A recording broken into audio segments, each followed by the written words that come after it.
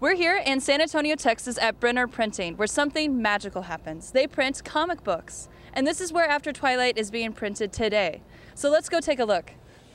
It all starts here in the pre-press department, where the pages are laid out and the printing plates are created using high-tech methodology. I still remember things being done on blue etched boards with overlays. People would would draw them on an illustration board, and then they would color an overlay. And so one cover would take 20 pieces of film in 2 or 3 hours, and I mean, it was like a work of art. Now, you push a couple of buttons and out poops a proof 1 minute later. So the technology is insane. Like in your particular book, you're doing, I believe, 28 pages plus cover, and I remember stripping jobs like that. Stripping is basically laying film on flats and then opening them up to burn on plates.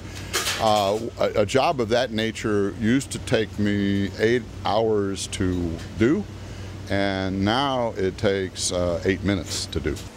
Once the printing plates have been created, they are placed in the printing machine to transform plain paper into comic book pages that entertain and enlighten.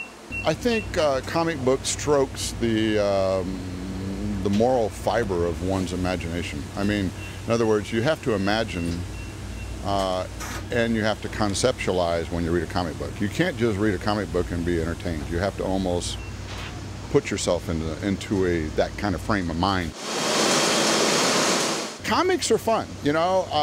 I think it has a big place in society. I mean, without imagination, I mean, everything is just gray and boring.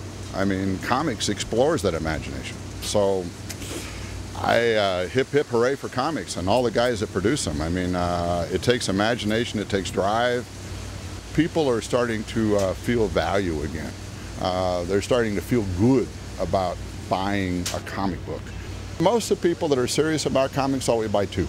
You know, one in a sleeve to never open and one to read.